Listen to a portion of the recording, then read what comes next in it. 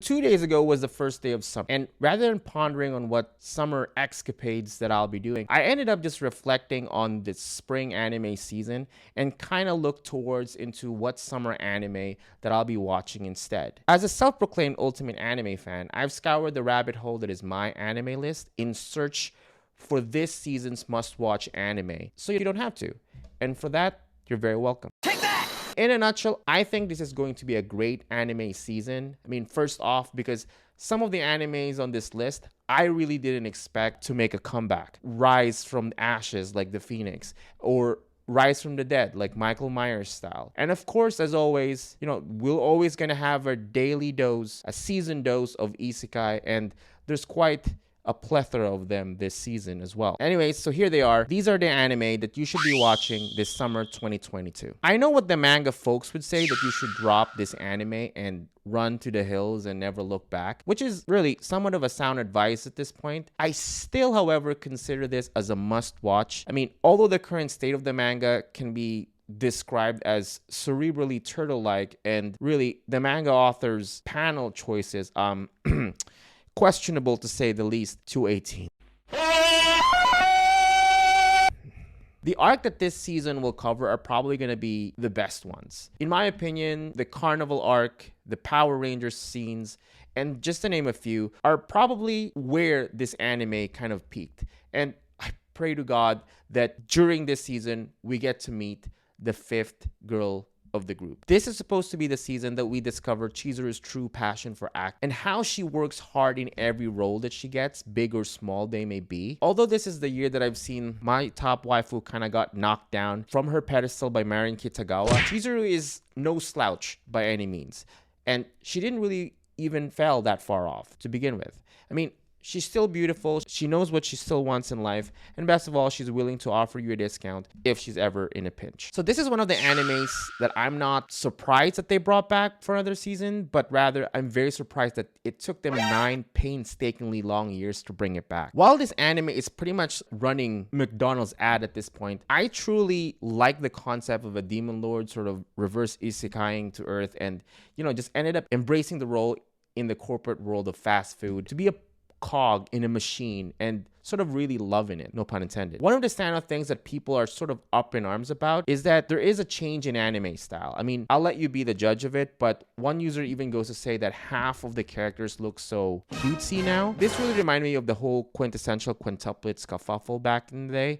I mean, after they switched to a more cutesy artsy style, which is really just the manga art. I mean, loads of people even go so far to say that they will boycott the series. In the end, they didn't. But just like this one, I feel like once your eyes really gets used to the aesthetics, you'll be fine and it won't bother you anymore. Ultimately, I think this is going to be a wonderful season. Most, if not all, of the voice actors are coming back after that long hiatus, thank goodness. So let's just welcome its return with open arms. So this is low key, no pun intended, again, one of my most highly anticipated anime of this season. That's right, Hestia is back, baby. No, not that Hestia.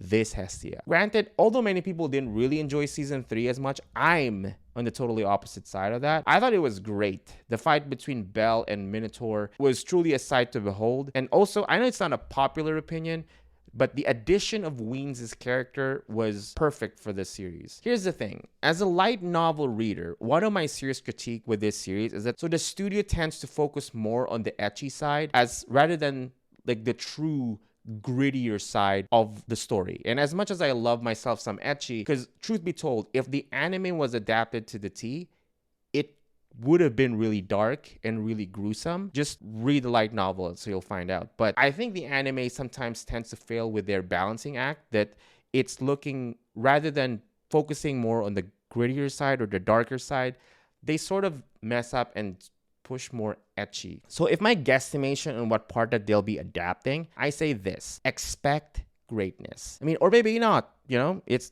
might just be another Danmachi season.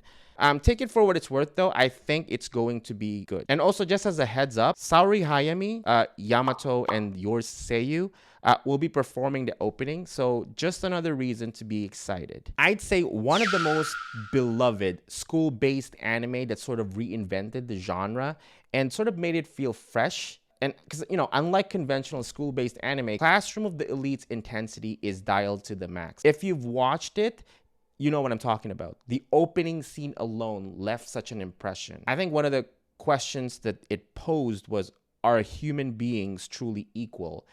I know that the default is a big fat no, but the anime essentially invalidates the very core of that question and sort of renders it meaningless.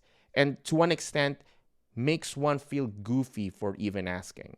It's a wonderfully written thriller anime riddled with psychological elements that keeps you sort of in your toes. While many will not appreciate that high octane dialogue as it deals with existentialism and self-worth, I really dig those darker elements, and because of that, it just generally makes the series far more appealing. For this one, the title pretty much sort of explains the entire premise of the story. One area of curiosity that I have, however, is how the two protagonists, I guess, didn't see this coming. As many folks know, Japan is one of the countries that heavily values traditional family.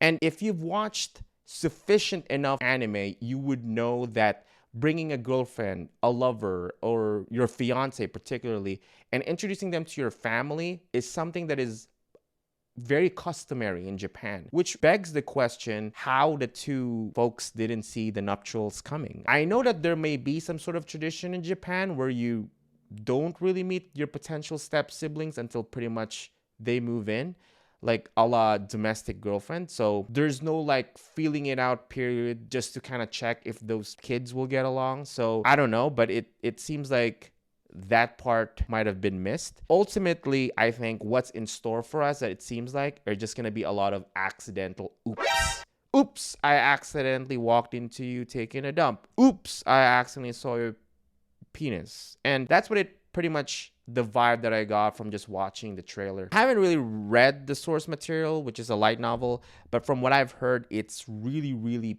popular in Japan. And who knows, the anime might be a banger. I guess we'll just have to find out. And now, here's just some honorable mentions, because I don't want this video to be too long. Made in Abyss Season 2 is also coming up. Overlord Season 4. Love Live Superstar, the second season, which is my favorite Live of all time. RWBY will be coming back as well as a newcomer called Call of the Night, which I'll be checking out as well. Anyways, so that's my list. Let me know what animes you'll be watching in the comment section down below. Also, if you somewhat enjoyed content like this, consider hitting that like button. And of course, subscribe to the channel for more videos. Anyways, thanks for watching. See you later.